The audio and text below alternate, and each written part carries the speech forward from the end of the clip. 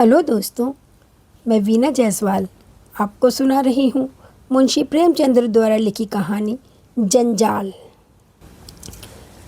दबाने से इच्छाएं समाप्त हो जाती हैं, हमें इसमें संदेह है। संभव है कुछ मामलों में ऐसा होता हो, लेकिन प्राय सहनशीलता बंद हवा की तरह आंधी की पूर्व पीठिका हुआ करती है। पार्वती को अपने पति के साथ रहते हुए 5 साल से ज़्यादा हो गए, लेकिन उसने उनसे कभी कोई फरमाइश नहीं की। यदि वह कभी दबी जबान से या परोक्ष रूप से किसी गहने या कपड़े की चर्चा करती, तो सुरेंद्रनाथ अत्यंत बेबसी के साथ कहते, मेरी आमदनी और खर्च का हिसाब तुम्हारे हाथ में है। यदि उसमें कोई गुंजाइश दिखाई दे तो जो चाहे चीज़ें बनवा लो। इससे अधिक प्रसन्नता की बात मेरे लिए क्या होगी कि तुम्हें गहनों से सजी देखूं। यह उत्तर सुनकर पार्वती सिर झुका लेती और सोचती कि मैं सारी उम्र यूं ही नंगी बुच्ची बनी बैठी रहूंगी। कभी सोचती है कि यह खर्च ना करूं, इस मद में कमी करूं, लेकिन चूल कभी ठीक नहीं बैठती थी। उसके पास पहले के भी कुछ गहने थे, लेकिन वह उन्हें भी नहीं पहनती थी। त्यौहार या उत्सव में भी वह प्राय सादी साड़ी पहनकर ही रह जाती थी।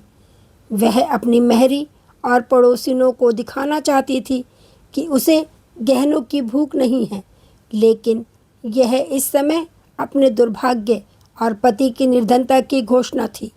उसे रह रहकर विचार आता कि मेरे लिए सुरेंद्र जितना कुछ कर सकते हैं उतना नहीं करते। वे मेरी अनापत्ति और सीधेपन का नाजायज़ फ़ायदा उठाते हैं। निराश होकर वह कभी कभी सुरेंद्र से झगड़ना चाहती, झगड़ती, मुंह फेर कर बात करती, उसे सुना सुना कर अपने भाग्य को कोसती। सुरेंद्र समझ जाते कि इस समय हवा का रुख बदला हुआ है, बचकर निकल जाते। कभी कभी गंगा स्नान या किसी मेले से लौटकर पार्वती पर गहनों का उन्माद सा छा जाता। वह संकल्प करती कि एक बार मन की निकाल ही लूं, जो 200-400 रुपये बचे हुए हैं उनकी कोई चीज़ बनवा लूं, कल की चिंता में कहाँ तक मरूं। लेकिन एक क्षण में उसका यह उन्माद उड़नछू हो जाता। यहाँ तक कि लगातार सहर करने के कारण उसकी सजने के शौक की इच्छाएं मरकर मन के एक कोने में पड़ी रहती थीं।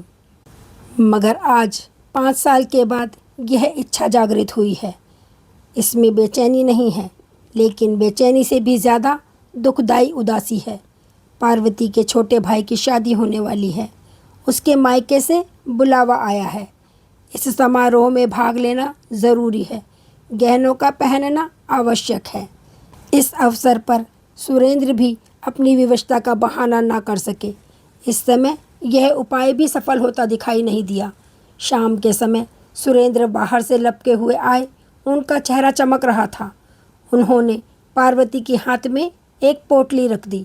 पार्वती ने खोलकर देखा तो पोटली में एक जड़ाऊ कंगन, एक चंद्रहार और झुमके दिखाई दिए। पार्वती कुछ सहम सी गई। उसे सपने में भी उम्मीद नहीं थी कि सुरेंद्र उसके लिए इतनी और ऐसी कीमती चीज़ें लाएंगे। खुशी के बदले एक व्याकुलता, एक भय का अनुभव हुआ। वह डरते डरते बोली, ये कितने के हैं? सुरेंद्र, पसंद तो है ना? पार्वती, पहले दाम तो बताओ। सुरेंद्र, 400। पार्वती, सच? सुरेंद्र, मेरे पास और रुपए कहाँ थे? पार्वती, उधार तो नहीं लेने पड़े? सुरेंद्र, नहीं, उधार क्या लेना? पार्वती, तब पसंद है। सुरेंद्र ने वास्तविकता छिपानी चाहिए थी, लेकिन इतनी विशाल हृदयता का बखान किए बिना ना रह सके। सोचा कि इन्हें क्या पता चलेगा कि इनके लिए इस समय कितने बोझ के नीचे दबा जा रहा हूँ। बोले, सच सच कहूँ 1200 लगे। पार्वती ने पति को तिरस्कार की दृष्टि से देखते हुए कहा, तो इतनी चीज़ें लाने की क्या ज़रूरत थी? दानवीर जैसी लापरवाही के साथ सुरेंद्र बोले, एक मुद्दत के बाद जब जेवर बनवाने लगा तो कंजूसी करने बैठता। शर्म भी तो कोई चीज़ है। पार्वती ने पति की ओर कृतज्ञता की दृष्टि से देखा। उनमें कुछ प्यार की झलक थी, कुछ शिकायत की, कुछ गर्व की, कुछ परेशानी की। उसने और अधिक प्रश्न ना किए कि कहीं कोई ऐसी बात कानों में ना पड़ जाए जिससे इन गहनों को वापस कर देना ही ज़रूरी हो जाए। जिस व्यक्ति के हलक में प्यास के कांटे पड़े हुए हों वह यह नहीं पूछता कि बर्तन कैसा है और पानी किसने भरा है। एक हफ्ते तक पार्वती एक दूसरी ही दुनिया में रही। उसके अंदाज में एक शान, बातों में अभिमान और चेहरे से अमीरी झलकती थी। कितने ही ऐसे काम जिन्हें वह पहले निसंकोच कर लिया करती थी अब उसे दुभर लगने लगे। यहाँ तक कि अपनी नन्ही बच्ची तारा को गोद में लेते हुए भी उसे अपने कपड़े मैले होने की आशंका होने लगती। लेकिन वह स्वयं अपने व्यवहार में आए इस परिवर्तन से अनजान थी। 7वें दिन उसका भाई आया और पार्वती मायके चली। उसने सुरेंद्र से हर तीसरे दिन पत्र भेजने का आश्वासन लिया। उनके सामने खड़ी घंटों रोती रही। ऐसा मालूम होता था कि बिछुड़ने के दुख से उसका कलेजा फटा जा रहा है। लेकिन घर से निकलते ही दिखावे की इच्छा उसके मन पर छा गई। वह गाड़ी के एक जनाने डिब्बे में आकर बैठी जिसमें अधिकांश महिलाएं निम्न वर्ग की थी। उन्होंने पार्वती को आतंकित दृष्टि से देखा और इधर उधर सिमट गईं। पार्वती खिड़की के सामने जाकर ऐसी बैठी मानो इतनी आवभगत उसका जन्मसिद्ध अधिकार हो। उसे गाड़ी में भले खानदान की केवल एक ही महिला दिखाई दी। उसका चेहरा गंभीर था। वह एक साफ साड़ी पहने हुए थी। पैरों में स्लीपर थे, हाथों में चूड़ियाँ, लेकिन शरीर पर गहने के नाम पर एक तार तक ना था। वह निम्न वर्ग की कई महिलाओं के बीच हाथ पैर सिकोड़े बैठी थी। मन ही मन पार्वती ने कहा, निसंदेह सुंदर महिला है, लेकिन सम्मान कहाँ? कोई बात भी नहीं पूछता। एक कोने में बैठी है। शरीर पर 4 गहने होते तो यही सब ओछी महिलाएं इसका सम्मान करती। नीचे फर्श पर पार्वती के निकट ही एक गरीब महिला बैठी हुई थी। उसकी गोद में एक बच्चा था जो रह रहकर इतने जोर से खांसता और चीख मारता कि पार्वती मन ही मन झुंझला कर रह जाती। जब उससे रहा ना गया तो उसने उस महिला से कहा, तुम दूसरी पटरी पर बैठो, इस लड़के के खांसने से मुझे नींद नहीं आ रही है। गरीब महिला ने पार्वती की ओर आश्चर्य से देखा और धीरे से सरक गई। रात आधी से अधिक बीत गई थी। खिड़कियों से ठंडी हवा आ रही थी।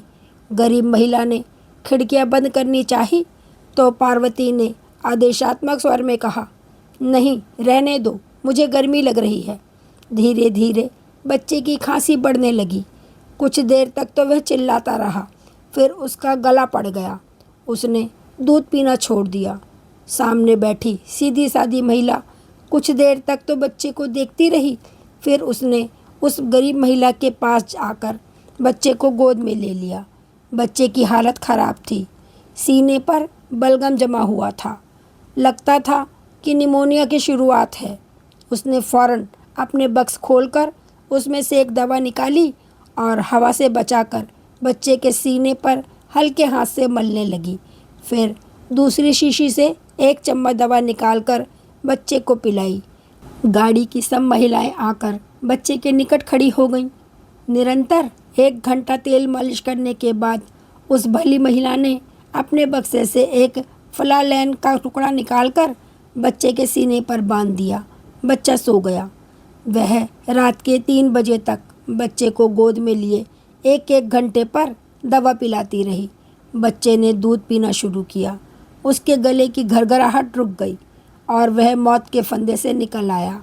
बच्चे की माँ अपनी उपकारिणी के पांवों पर गिर पड़ी और रो रो कर उसे धन्यवाद देने लगी।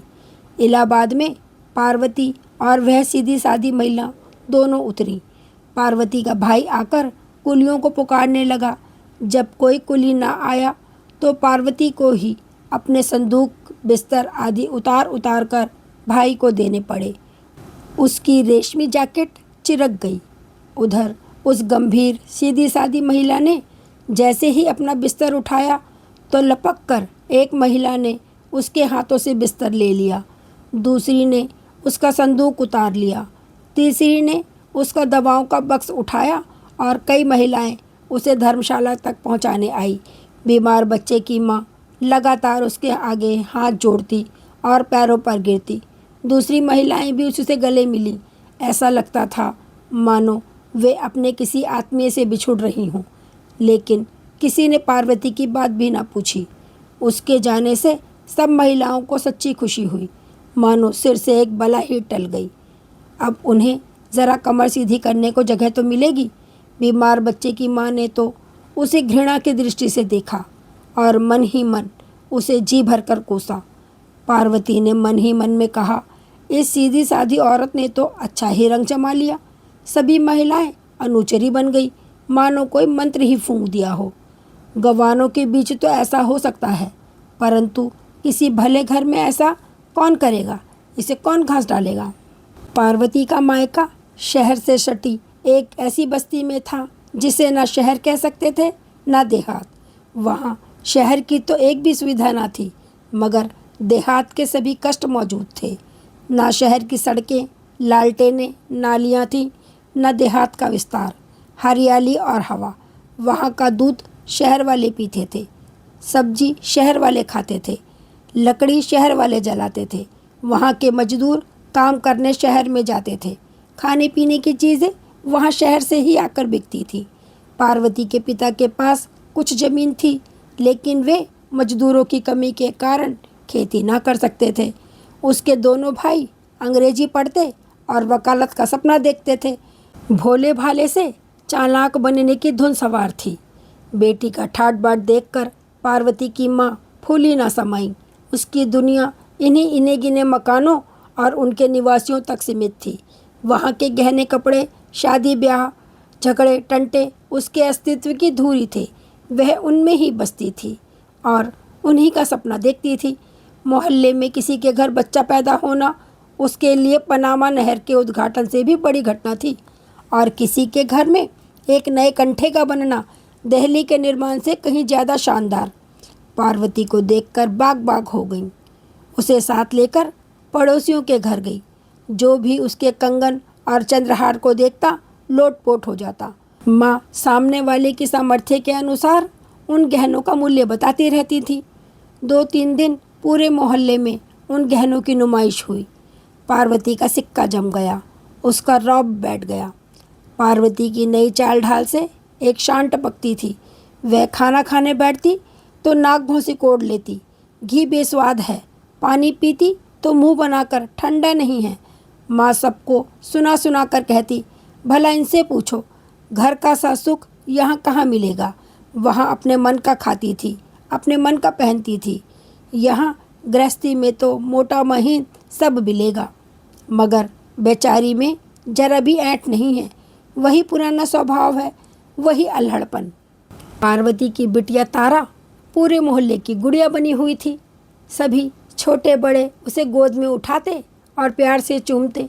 कोई कहता, बेटी ये है हंसली, हमको दे दो, तो तारा तोतली बोली में कहती, हमारी है। कोई पूछता, बेटी ये कड़े किसने बनवाए हैं? तारा कहती, मेरे बाबूजी ने। शादी का दिन निकट आ गया। रस्म रिवाज होने लगे।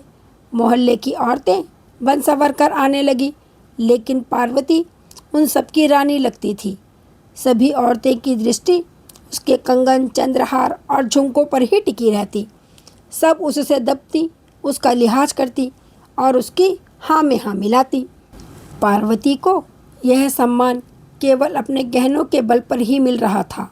बारात चलने के दिन न्योते में सुरेंद्रनाथ भी आए। जब वे शाम के समय घर में गए तो मुस्कुराकर पार्वती ने कहा, आज जी चाहता है कि तुम्हारी पान फूल से पूजा करूं। मुस्कुराकर सुरेंद्र ने कहा, बना रही हो? पार्वती, नहीं सच कहती हूँ, इस समय मन यही चाहता है।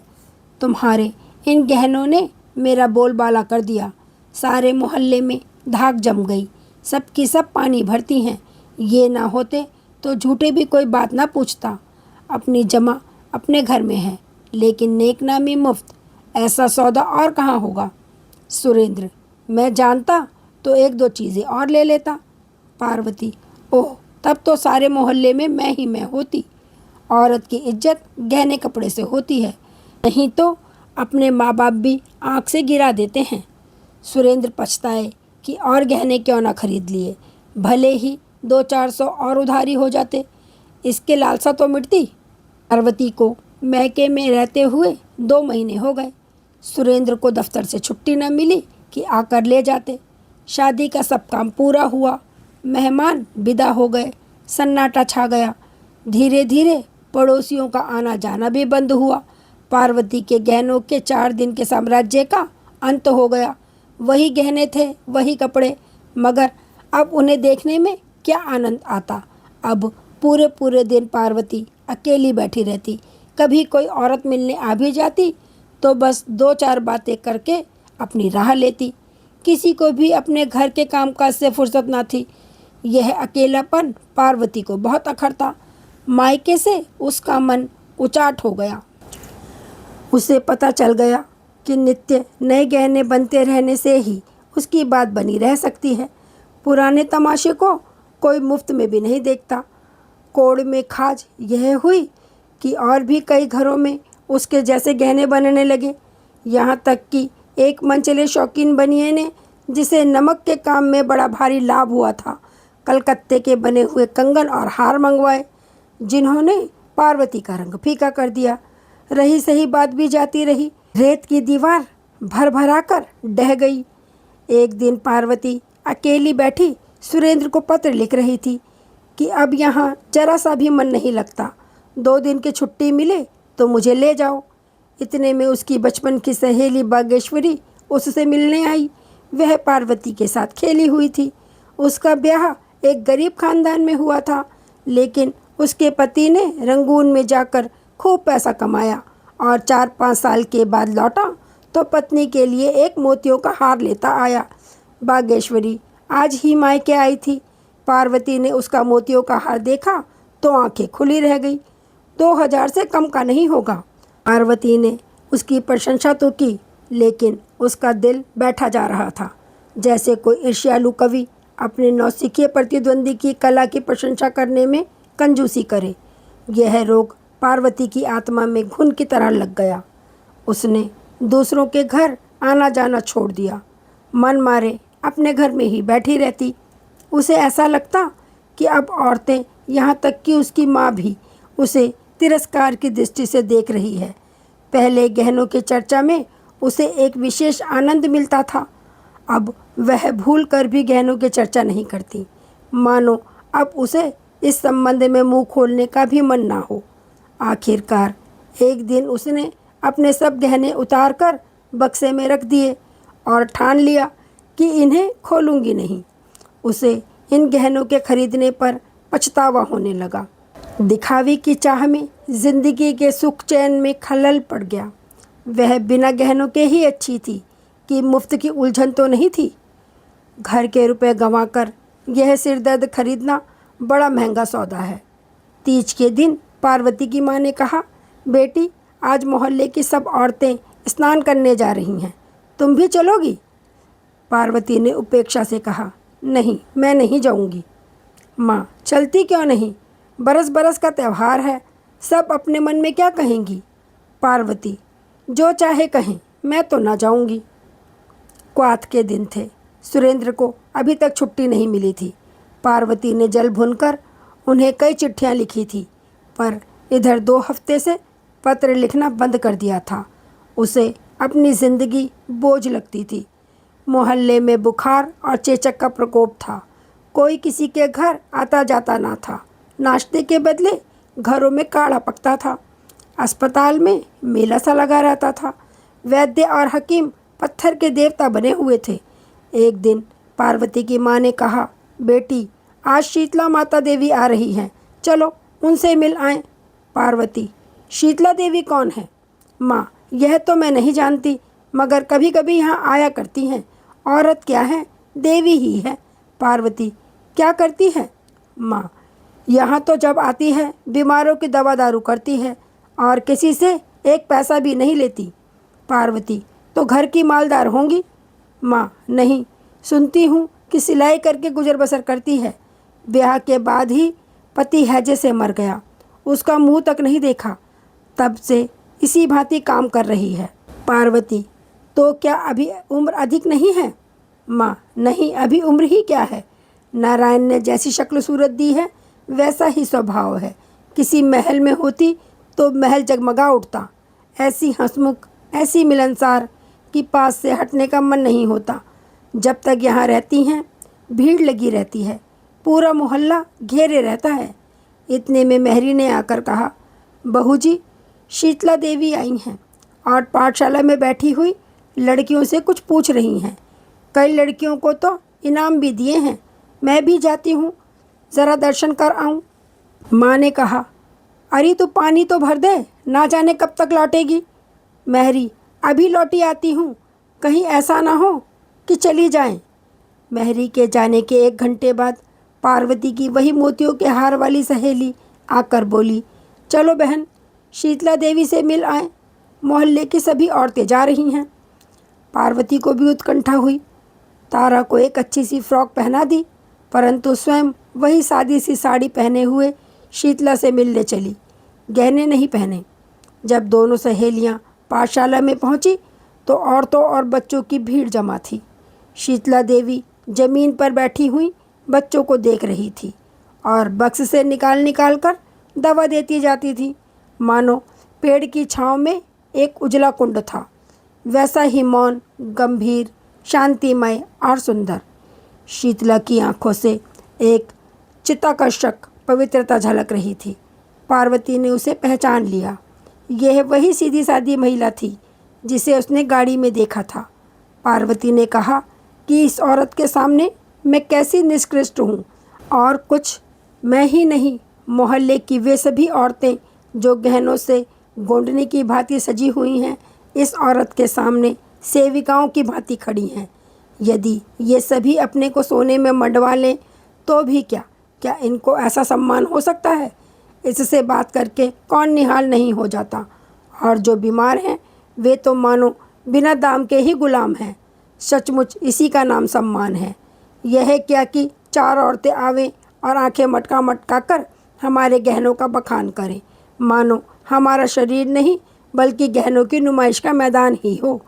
आज से 1 महीना पहले शायद इस प्रकार के विचार पार्वती के मन में ना उभरते, लेकिन आजकल गहनों से उसका मन फिरा हुआ था। सामान्य रूप से दार्शनिक विचारों के मूल में निराशा और उदासी ही होती है। पार्वती चित्रलिखित सी खड़ी शीतला देवी का तौर तरीका, बात करने का ढंग और आत्मीयतापूर्ण व्यवहार ध्यान से देखती रही। वह सोचती थी, यह औरत कितनी सुंदर है, लेकिन इसके साथ ही इच्छाओं से कितनी मुक्त। मैं सम्मान की भूखी हूँ, लेकिन मैं जिसे सम्मान समझती थी वह यथार्थ से कितना दूर है। मैं अभी तक छाया के पीछे ही भाग रही थी, आज उसका वास्तविक रूप दिखाई दिया है। जब शाम ढल गई और भीड़ छटी तो शीतला देवी की दृष्टि पार्वती पर पड़ी। वह उसे तत्काल पहचान कर बोली, बहन, मैंने तुम्हें रेलगाड़ी में देखा था। शीतला देवी ने पार्वती को सर से पांव तक देखा और फिर उसकी सहेली बागेश्वरी की ओर प्रश्नवाचक दृष्टि से देखा। मुस्कुराकर बागेश्वरी ने कहा, कुछ दिनों से गहने नहीं पहनती। शीतला, क्या गहनों से नाराज़ है? बागेश्वरी, इनका मन ही जाने। पार्वती, आप भी तो नहीं पहनती। शीतला, मुझे मयस्सर ही कहाँ, मैं तो भिखारिन हूँ। बहनों की सेवा करती हूँ और पुण्य के मार्ग में वे जो कुछ दे देती हैं उसी से अपना पेट पालती हूँ। पार्वती, मुझे भी अपनी जैसी भिखारिन बना दीजिए। शीतला देवी हंसकर उठ खड़ी हुई और बोली, भीख मांगने से भीख देना बहुत अच्छा है। रात में जब पार्वती लेटी तो शीतला देवी का दमकता चेहरा उसकी आंखों में नाच रहा था, जो उसके मन को खींचे लेता था। उसने सोचा, क्या मैं भी शीतला देवी बन सकती हूँ? तत्काल सुरेंद्र उसके सामने आकर खड़े हो गए। तारा रो रो कर उसकी गोद में आने के लिए मचलने लगी। जीवन की इच्छाओं की एक बाढ़ सी उठ खड़ी होकर टक्कर मारने लगी। नहीं, शीतला देवी बनना मेरे वश में नहीं है, लेकिन मैं एक बात कर सकती हूँ और वह अवश्य करूँगी। 1 सप्ताह में पार्वती अपने ससुराल आ पहुँची। सुरेंद्र ने उसका मुरझाया हुआ मुख देखा तो आश्चर्य से बोले, गहने से रूठ गई क्या? पार्वती, पुराने हो गए, नए बनवा दो। सुरेंद्र, अभी तो इन्हीं का हिसाब चुकता नहीं हुआ। पार्वती, मैं एक उपाय बताती हूँ, इन गहनों को वापस कर दो। वापस तो हो जाएंगे? सुरेंद्र, हाँ, बहुत आसानी से। इन 2 महीनों में सोने का भाव बहुत चढ़ गया है। पार्वती, तो कल वापस कर आना। सुरेंद्र, पहनोगी क्या? पार्वती, दूसरे गहने बनवाऊंगी। सुरेंद्र, और रुपए कहाँ से? पार्वती, उन गहनों में रुपए नहीं लगेंगे। सुरेंद्र, मैं तुम्हारा मतलब नहीं समझा। पार्वती, ये गहने जी के जंजाल हैं, इनसे मन भर गया। इन्हें बेचकर किसी बैंक में जमा कर दो, हर महीने मुझे उसका ब्याज दे दिया करना। सुरेंद्र ने बात हंसी में उड़ानी चाहिए, लेकिन पार्वती के हाव भाव से ऐसा दृढ़ संकल्प प्रकट होता था कि वे उस विषय में गंभीरता से विचार करने पर विवश हो गए। दूसरे महीने में शीतला देवी के नाम 1200 रुपये का एक गुमनाम मनी ऑर्डर पहुंचा। कूपन में लिखा हुआ था, यह तुच्छ धनराशि स्वीकार कीजिए। ईश्वर की इच्छा हुई तो यह धनराशि स्थायी रूप से प्रति माह मिलती रहेगी। आप इसे जिस भांति चाहें खर्च करें। अब से ये दुआएं ही मेरा आभूषण होंगी। ये धातु के टुकड़े तो जी के जंजाल हैं, इनसे मेरा मन भर गया है। बस यहीं तक थी ये कहानी। यदि आपको ये कहानी पसंद आई तो इसे लाइक कीजिए और मेरे चैनल को सब्सक्राइब कीजिए। धन्यवाद।